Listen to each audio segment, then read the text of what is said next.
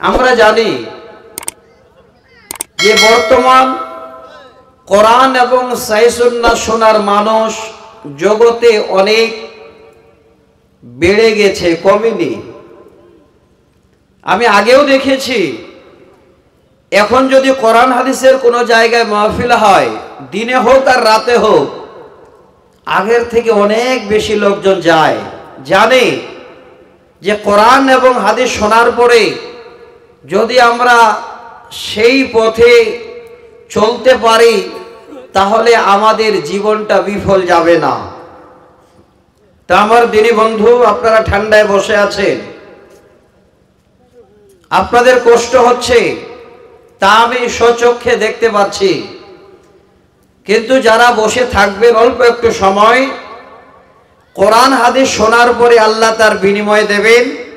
এই যে কষ্ট করে বসে আছেন, আল্লাহ তারও যা যা দেবেন আপনাদের, তারও বিনিময় দেবেন ইনশাআল্লাহ। তো যে বিষয়টাকে নিয়ে আমি আলোচনা করব, সেই বিষয়টা আমাদের সকলকে শোনা জরুরি, প্রয়োজন। কারণ বর্তমান সমাজকে বাঁচাবার জন্য, বর্তমান এই রকমের মা বাবা যেন কোনো রকমের বাচ্চার কাছে আঘাত না পায়, সেইভাবে বাচ্চা তৈরি করার জন্য এক নম্বরে আগে ভূমিকা পালন করতে হবে বাবা এবং মায়েদের। আমার যে টপিক, আমার যে বিষয়, সেই বিষয়টার নাম হলো তারবিয়াতে আওলাদ। উর্দুতে বলা হয় তারবিয়াতে আওলাদ, আর বাংলায় বলা হয় সন্তান প্রতিপালনে বাবা মায়ের ভূমিকা। খুব ভালো করে শুনবেন, জীবনে কাজে দেবে। যাদের ঘরে একটা ফুটফুটে বাচ্চা জন্ম নিয়েছে, যারা বাচ্চার আশা করে বসে আছেন আল্লাহর কাছে, আল্লাহ আপনাদের ঘরে একটা সুসন্তান যেন দেন। আর আপনি বাবা যদি এইভাবে দায়িত্ব বহন করেন, ওই বাচ্চাদের জীবনে কোনোদিন মা বাবার ওয়াজ করতে হবে না। এখন তো অনেক জায়গায় আমাদের বলে, মাওলানা এখনকার ছেলেরা মা বাবাকে দেখে না, একটু মা বাবার ওয়াজ করেন। আমি তার উল্টা আজকে ওয়াজ করব। ছেলেদের ওয়াজ করব না, আজকে আমি বাবাদের ওয়াজ করব। যদি বাবারা আমরা সচেতন হয়ে যাই, আমরা ঠিকভাবে সন্তানের প্রতি সময় দিই, ঠিক মতো করে সন্তানকে যত্ন করি, তাহলে সে সন্তান যেদিন আপনি বুড়ো হয়ে যাবেন, ঘরে বসে আপনি কষ্ট পাবেন, উঠতে পারবেন না, সেদিন ওই সন্তানও সে মা বাবার জন্য সময় দেবে। আর এখন থেকেই যদি আপনি সন্তানকে সময় দিয়ে নানান দিক থেকে যদি ধোঁকা দেন, লিখে নেন, আমি রাত্রিবেলায় বলছি, যেদিন আপনি বিছানায় পড়ে কাঁদবেন, সেদিন আপনার ছেলেটাও আপনাকে এইভাবে ধোঁকা দেবে। আমি প্রত্যেকটা আপনাদের দলিল দেব, ফাঁকা ফিল্ডে যতটুকুন পারি আলোচনা করব। যে কয়েকজন বসে আছেন, আমি জানবো যে আমার কাছে আলহামদুলিল্লাহ যিনারা বসে আছেন, শুধু কোরআন এবং হাদিস শোনার জন্য বসে আছেন, শেষ পর্যন্ত থাকবেন, এটা আমি আশা রাখছি। তাহলে আমি আর কথা বাড়াচ্ছি না, সরাসরি যাই, আমার বিষয়টাকে সামনে রেখে আপনাদের সামনে আলোচনা আনি। তবে জানবেন, প্রত্যেক লেখক, প্রত্যেক রাইটার যখন কোনো বই লিখেন, সে বিষয় বইটার নাম উল্লেখ করার পরে কি কি এই রকমের বইয়ের ভিতরে আলোচনা হবে, কিছুটা ভূমিকা প্রথম পৃষ্ঠা একটা লিপিবদ্ধ করেন। আপনারা জ্ঞানী মানুষ, মুর্শিদাবাদের মানুষ তো আলহামদুলিল্লাহ আরো জ্ঞানী, আশা করি কথাগুলো বুঝবেন। তো আমি আমার এই বক্তব্য রাখার জন্য 2 মিনিট একটা ভূমিকা আপনাদের সামনে তুলে দিচ্ছি, খুব ভালো করে নেবেন, কাজে দেবে। পৃথিবীর বুকে যত সন্তান বাবার ঘরে আসে, সমস্ত সন্তানেরা হলো বাবা এবং মায়ের জন্য আমানত।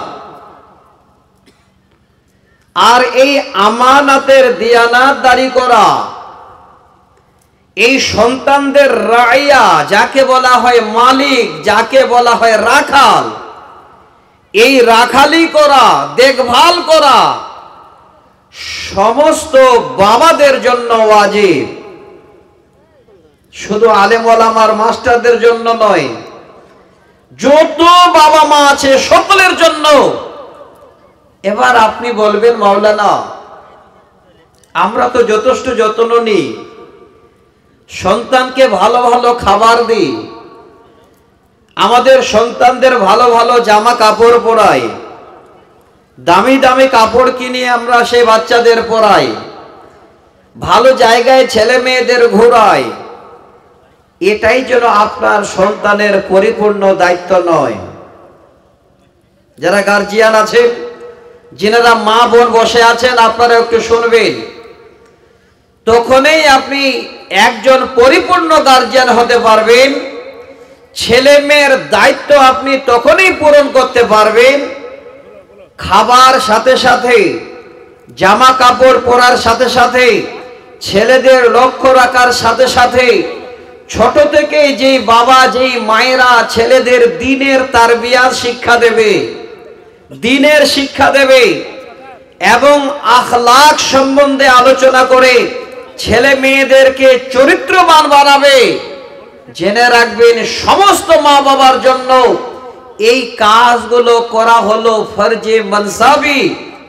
সমস্ত বাবাদের দায়িত্ব হলো এই সন্তানদের যা কিছু করবেন তার সাথে সাথে ছোট থেকে দ্বীনের শিক্ষা দেওয়া। আল্লাহ এক, আল্লাহ ও দ্বিতীয়, নবী মুহাম্মদ রাসূলুল্লাহ সাল্লাল্লাহু আলাইহি ওয়াসাল্লাম আল্লাহর রাসূল, তিনি শেষ নবী, তিনার কথা জানা, এই সমস্ত কথাগুলো বাচ্চাদের ছোট থেকে গাইড করা, এটা হলো মা বাবাদের জন্য জরুরি। তাহলে আপনি একজন সন্তানের সচেতন গার্জিয়ান হতে পারবেন। এবার আলোচনা করছি আয়াত কেন পড়লাম, হাদিসটা কেন নিয়ে আসছি, আরো বুঝে আসবে। তার আগে আপনাদের একটু ইঙ্গিত করছি। আমি একটা কথা বলেছিলাম, হয়তো ভুলে গেছেন জানি না, ছেলেদের নয়, আজকে আমি বাবাদের ওয়াজ করছি। এই কথাটা মাথায় রাখবেন। এই জন্যে আপনার ছেলে, আপনার মেয়েদেরকে সুন্দর শিক্ষা দেওয়ার আগে, ভালো কথা বলার আগে, যারা বাবা আছেন আপনাদেরকে আগে ভালো হতে হবে। কথাটা মাথায় রাখবেন, ঠিক কাজে দেবে। একটা উদাহরণ দিচ্ছি, তাহলে ভালো লাগবে যে আজকে মৌলানা সাহেব কেন এই কথাটা বললেন, আপনি যে সন্তানের থেকে বাবাকে আগে ভালো হতে হবে। উদাহরণটা নিন, আমার দিকে তাকাবেন। কোন একটা মানুষ যদি রাস্তায় হাঁটে আর ওই মানুষটাকে যদি আপনি খারাপ মনে করেন, কাউকে দেখাতে চান, এইভাবে শুধু চোখ দিয়ে ইশারা করে দেখাতে পারবেন না। কি দিয়ে ইশারা করবেন? এই হাতের আঙ্গুলটা দিয়ে এইভাবে দেখাবেন, ওই যে লোকটা ওই যে হাঁটছে বা বাইকে যাচ্ছে, এইভাবে করে যখন দেখাবেন, তখনই বাবা যিনি দেখাবেন, যিনি গার্জিয়ান, আপনি সচেতন হয়ে যান। ওই লোকটাকে এই আঙ্গুলটা দেখার আগে 3টা আঙ্গুল কিন্তু আপনাকে দেখাচ্ছে। ফলো করে নিজের হাতকে তাই বুঝতে পারবেন। ওই লোকটাকে একটা আঙ্গুলে খারাপ বলছে আর 3টা আঙ্গুল আপনাকে সতর্ক বানিয়ে দিচ্ছে। ওই লোকটাকে খারাপ বলার আগে তুমি নিজে সচেতন হও, এই 3টা আঙ্গুল তোমাকে দেখাচ্ছে, তার থেকেও তুমি বেশি খারাপ। দেখবেন অনেক মানুষের গীবত করতে গিয়ে অন্য কোনো এরকমের ছোট হয়তো কোনো খারাপই হয়ে গেছে, সেটাকে প্রমাণ করার জন্য দেখায়, কিন্তু একবার চিন্তা করে না যে 3টা আঙ্গুল নিজেকে দেখাচ্ছে যে তার থেকেও তুমি আরো খারাপ। সচেতন হও, একটা আঙ্গুল দিয়ে কাউকে না দেখিয়ে 3টা আঙ্গুল নিজের দিকে, নিজেকে আগে বাঁচতে বলছেন, ঠিক হতে বলছেন। ঠিক আল্লাহর কোরআন সূরা তাহরিমের 6 নম্বর আয়াত পড়েছি, ওই আয়াতের ভিতরে এই শব্দ দুটো আছে, একটু নেবেন, আমি তর্জমা করছি। আল্লাহ পাক বলেন বিসমিল্লাহির রহমানির রহিম ইয়া আইয়ুহাল্লাযীনা আমানু qu আনফুসাকুম ওয়া আহলিকুম নারা। আল্লাহ বলেন, হে আমার ঈমানদার বান্দারা, যারা তোমরা আমাকে আল্লাহ বলে স্বীকার করেছ, কু আনফুসাকুম ওয়া আহলিকুম নারা। আল্লাহ বলেন, বান্দারে, আগে তোমরা আমার জাহান্নামের আগুন থেকে বাঁচো, তারপরে তোমার আহাল পরিবারকে জাহান্নামের আগুন থেকে বাঁচাও। তরজমাটা শুনবেন, কু আনফুসাকুম, আগে আল্লাহ নিজেকে বাঁচতে বলছেন যে আগে তোমরা বাঁচো, ওয়া আহলিকুম নারা, তারপরে তোমার আহাল পরিবারকে জাহান্নামের আগুন থেকে বাঁচাও। এবার আহাল পরিবার কাকে বলে? রচনা নিশ্চয় আমরা লিখি, স্কুলে রচনা পড়া হয়। সাময়িক ভাবে বলি, আপনার 4 ছেলে 2 মেয়ে, আপনার স্ত্রী, আপনি বাড়িতে বসবাস করেন, এই কয়েকটা লোক মিলে আপনার পরিবার। তাহলে এই জায়গাটা বুঝাবার জন্য এই আহাল শব্দটাকে আল্লাহর কোরআনে সুন্দর করে বলে দিলেন। আল্লাহ বলছেন আগে নিজেই তোমরা বাঁচো, সন্তান সন্ততিদেরকে জাহান্নামের আগুন থেকে বাঁচাও। তাহলে আগে আমরা শুনি, আমরা যদি ঠিক হই, ছেলে মেয়েদের ঠিক আমরা জাহান্নামের আগুন থেকে টেনে নিতে পারবো, বাঁচাতে পারবো ইনশাআল্লাহ। একটু খালি ধৈর্য ধরবেন, আমি খালি আয়াতের তর্জমাটা করি। আল্লাহ আবার বলেন, ওয়াকুদুহান নাস ওয়াল হিজারাত। আল্লাহ বলেন, বান্দারে, যে জাহান্নাম থেকে তোমাকে এবং তোমার আহাল পরিবার সন্তান সন্ততিদেরকে বাঁচাতে বললাম, সেই জাহান্নাম, ওই জাহান্নামের ইন্ধন আমি করব পৃথিবীর বুকে মানুষ এবং পাথর দ্বারা। জাহান্নামের ইন্ধন, জাহান্নামের যে জ্বালানি হবে, জাহান্নাম যে জ্বলবে, আল্লাহ পাক বলছেন আমি মানুষ এবং পাথর দ্বারাই আমার জাহান্নামকে জ্বালিয়ে রাখবো। তাহলে নিজেকে বুঝেন, একবার প্রশ্ন করেন যে আল্লাহ, আমাদের জন্য তুমি জাহান্নাম বানিয়েছো, এই জাহান্নামের ইন্ধন আমাদের দিয়ে তুমি করবে, বানাবে, আর পাথর দিয়ে। তাহলে মানুষ আর পাথর দিয়ে আল্লাহর জাহান্নামের ইন্ধন হবে, এটাও আমাদের জানা হলো। আল্লাহ তারপরে কি বলছেন, আলাইহা মালাইকাতুন গিলাদুন শিদাদুন লা ইয়াসুনাল্লাহা মা আমারাহুম। আল্লাহ কি বলছেন, আলাইহা মালাইকাতুন গিলাদুন শিদাদুন লা ইয়াসুনাল্লাহা মা আমারাহুম। আল্লাহ বলেন, বান্দা, আমার জাহান্নামটাকে দেখভালের জন্য আমার ফেরেশতাদের আমি নিযুক্ত রেখেছি। ওই ফেরেশতারা এতই হৃদয় মনের এতই কঠিন, তারা আমার এতটুকুন কথার কোনো অমান্য করে না। ওয়া ইয়াফআলুনা মা ইউমারুন, আমি যা বলি তারা তাই করে।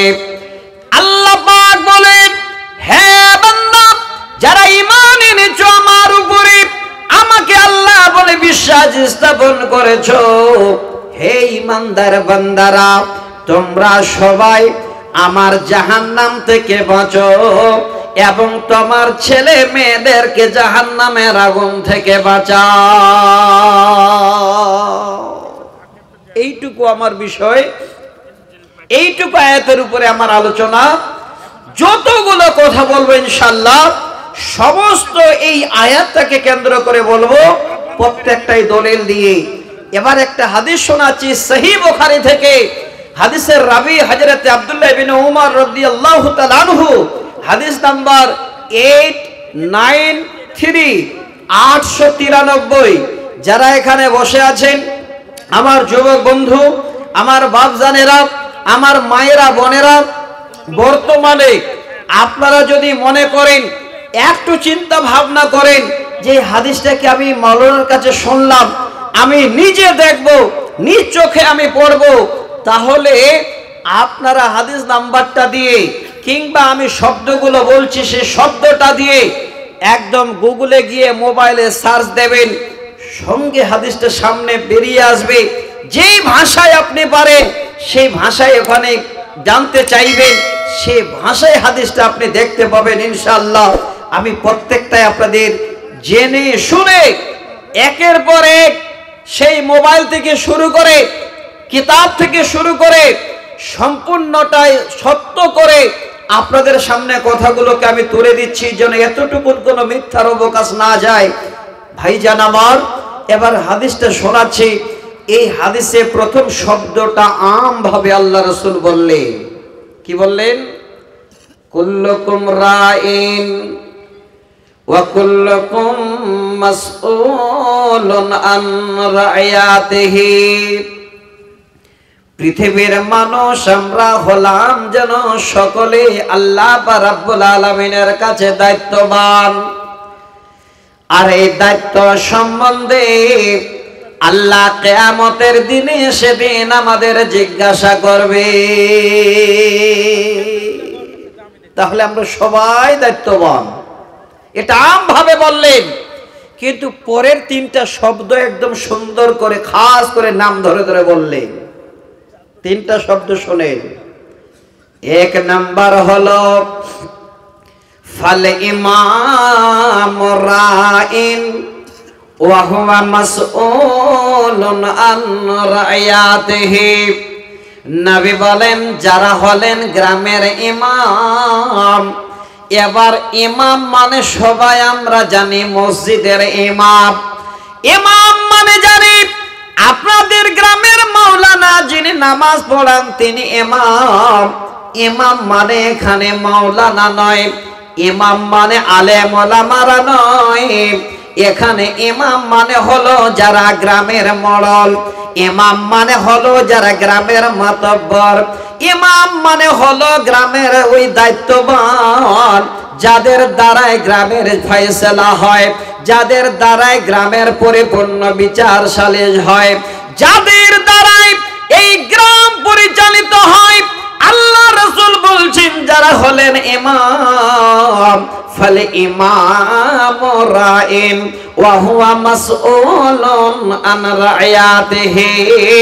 এবার ইমামদেরকে আল্লাহ কিয়ামতের দিনে জিজ্ঞাসা করবেন, মোড়লকে জিজ্ঞাসা করবেন, নেতাকে জিজ্ঞাসা করবেন, গ্রামের দায়িত্ববান লোককে জিজ্ঞাসা করবেন, বান্দারে তুমি ছেলে গ্রামের দায়িত্ববান, তোমার গ্রাম তুমি কিভাবে পরিচালিত করেছিলে, পরিচালনা করেছিলে, এবার তোমার গ্রাম সম্বন্ধে আমার কাছে তার হিসাব দাও।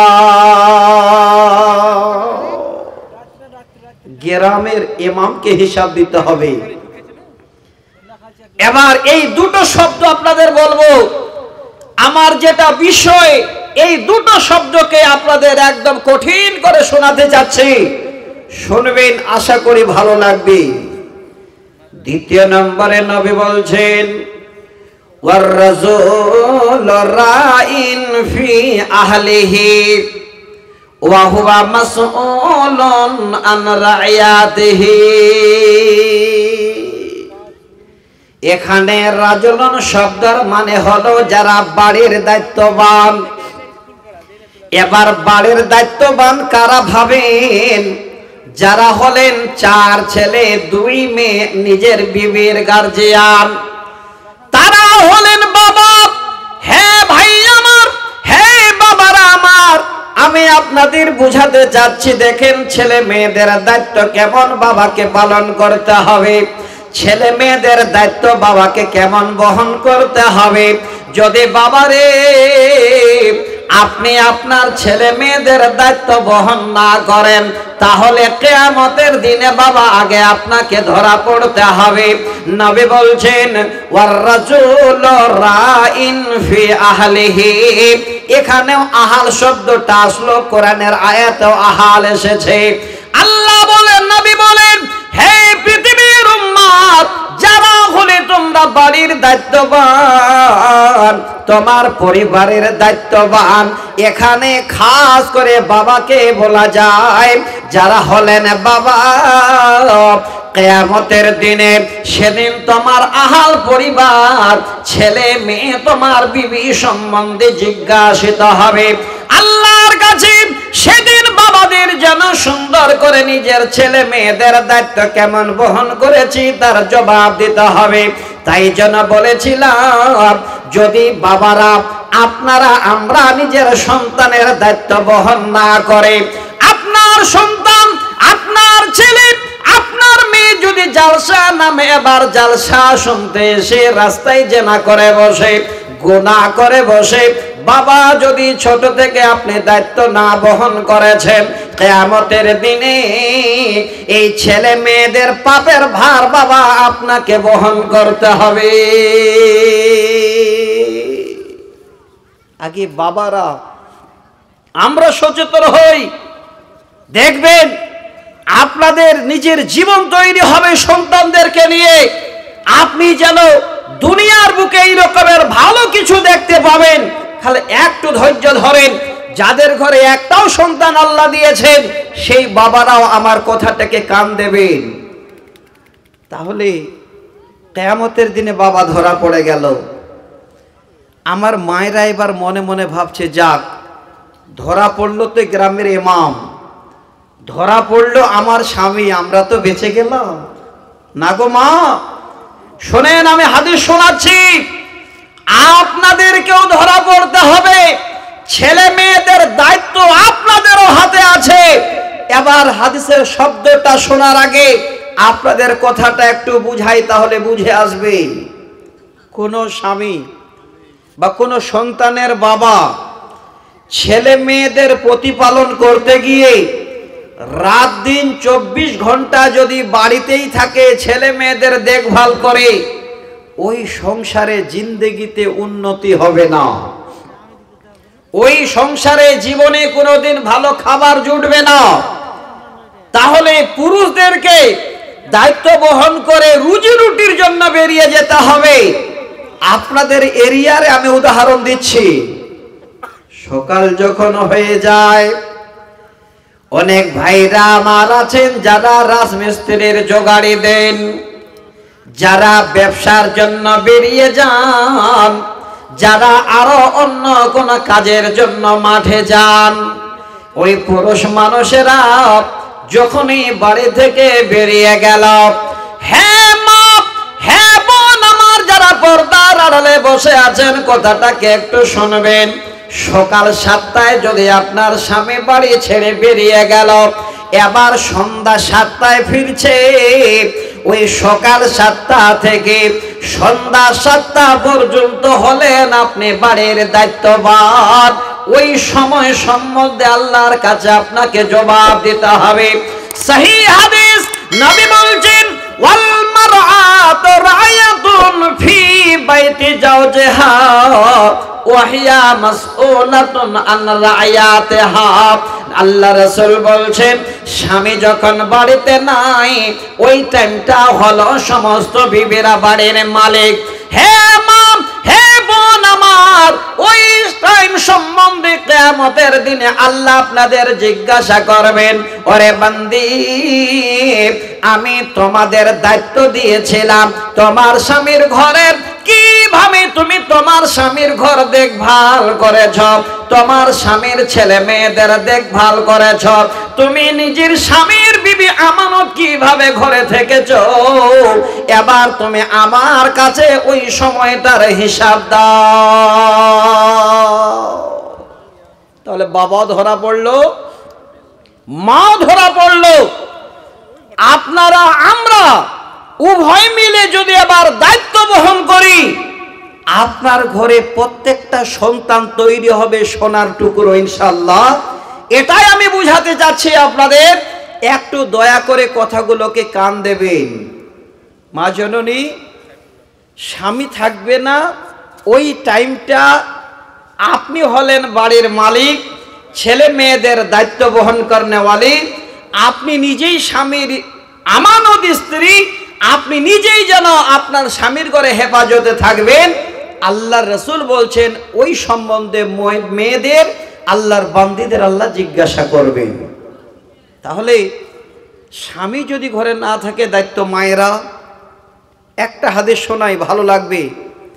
এ দেশে ফেরিওয়ালা আসে কি আসে না? একটু কথা বলবেন না, ঘুমিয়ে গেলেন আপনারা ভাই? আসে তো। তো ফেরিওয়ালা যখন আসে দেখবেন আমার মায়েরা সুযোগ নেই যে আব্দুল্লাহর বাবা ঘরে আছে না বাইরে গেছে। যখনই দেখবেন যে ঘরে নাই, বাইরে গেছে, বাজারে গেছে, কাজে গেছে, ওই সুযোগে আমার মায়েরা স্বামীর ঘর থেকে টাকা হোক, ভুট্টা হোক, ধান হোক, আরো কিছু নিয়ে গিয়ে এবার ফেরিওয়ালার কাছে গিয়ে ফেরি করে, কিছু কেনা বেচা করে, কিছু কেনে, স্বামী যেন দেখতে না পায়। আমার মা আজকে আপনাদের শোনাচ্ছি, এই সময়টাকে কিয়ামতের দিনে আল্লাহর কাছে আপনাদের যেন জিজ্ঞাসিত হবে। হাদিস শোনেন, আপনাদের সামনে হাদিসটা তুলে দিচ্ছি। হুজ্জাতুল বিদায় শেষ ভাষণে আল্লাহ রাসূল এবার ভাষণ দিচ্ছেন, আর এই হাদিসটাকে নবীজি শোনালেন। কি? লা তুনফিকিল মারআতু শাইয়ান মিন বাইতি জাওজিহা ইল্লা বিজাওজিহা।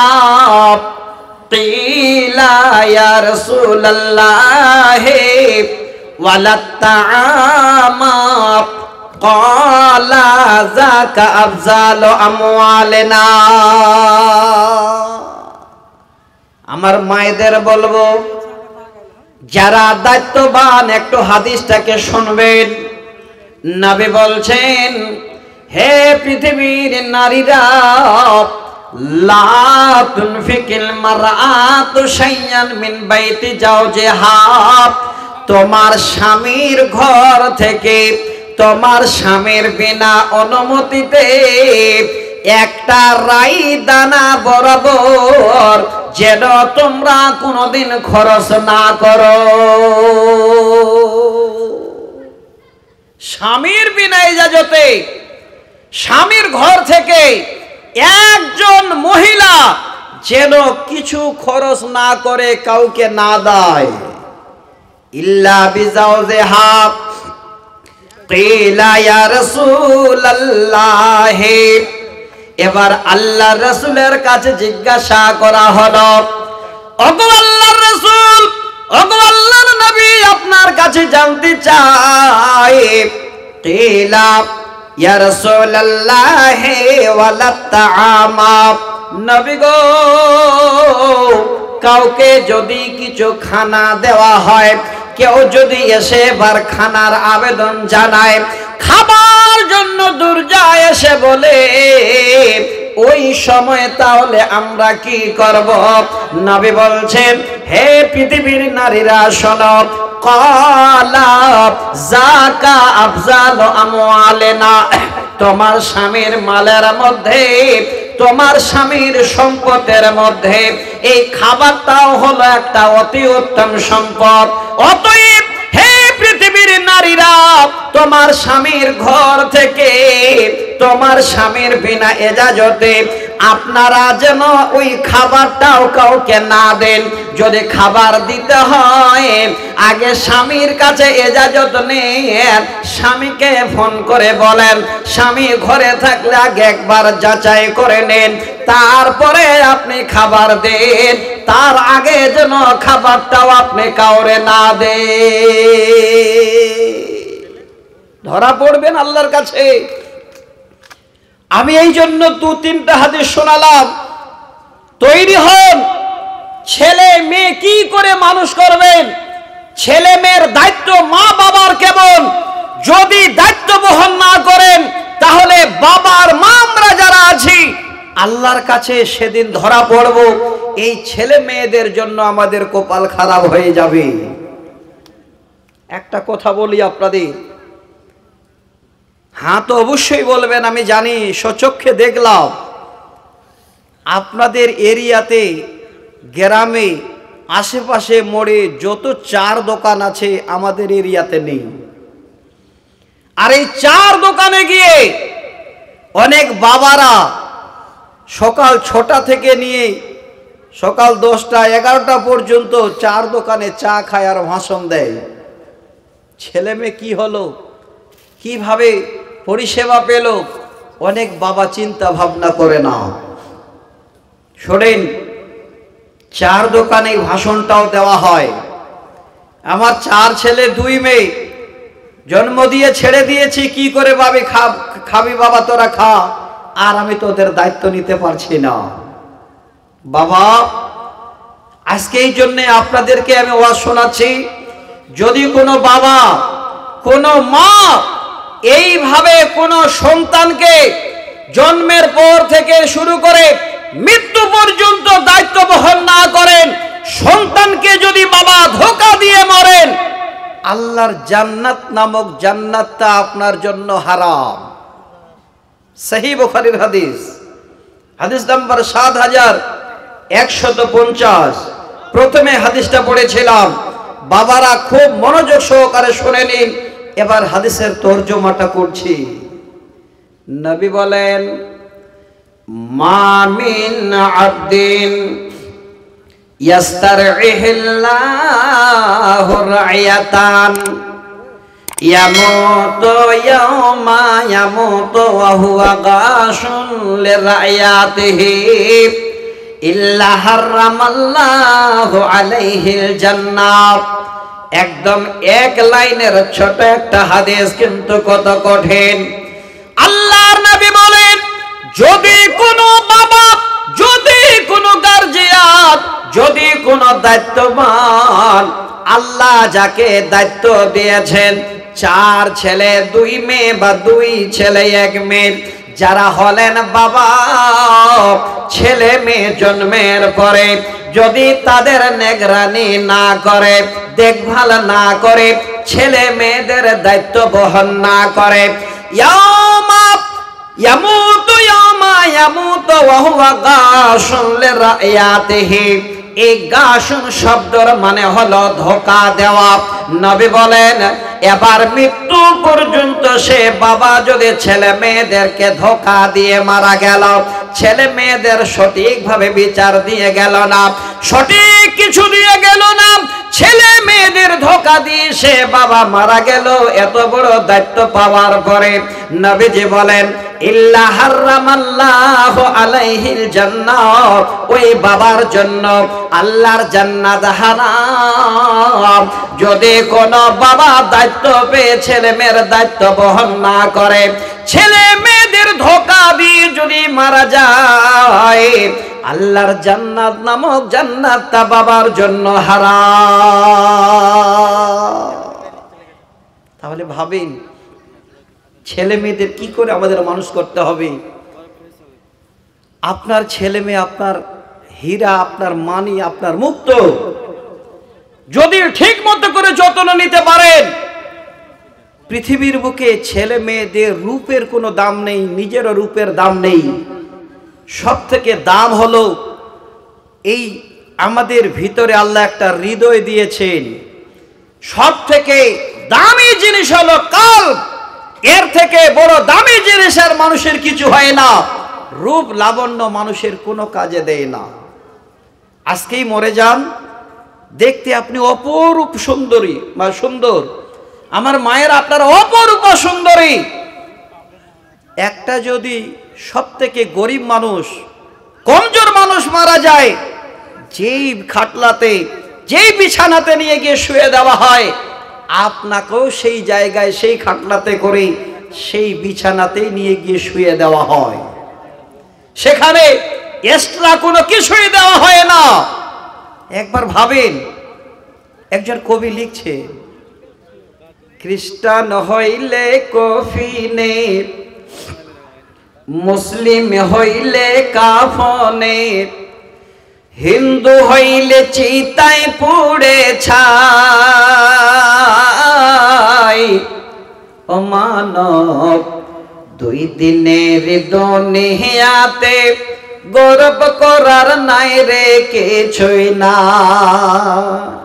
ও মানব দুই দিনের দুনিয়াতে গর্ব করার নাই রে কিছুই না। যত সাজাও গাড়ি বাড়ি এয়ার কন্ডিশন, 3.5 হাত মাটির বিছানা হইব রে এখন, তোর হইব রে এখন।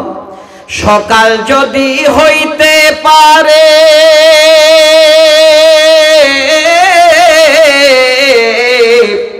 সকাল যদি হইতে পারে সন্ধ্যা আসবে ভাই।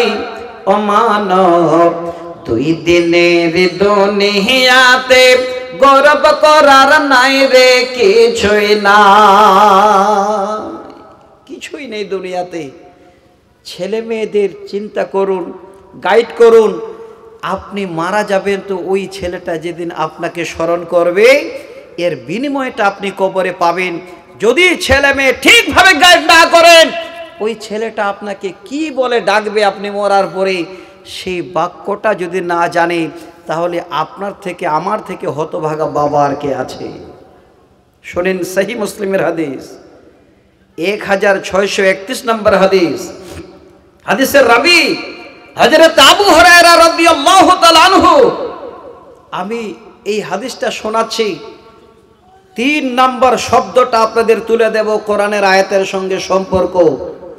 এই জন্য বলছি বাবা, হে মা যিনারা আজকে আমরা এখানে বসে আছি, যেই কয়েকজনে বসে আছি, একটু কান খুলে শুনে যাবেন।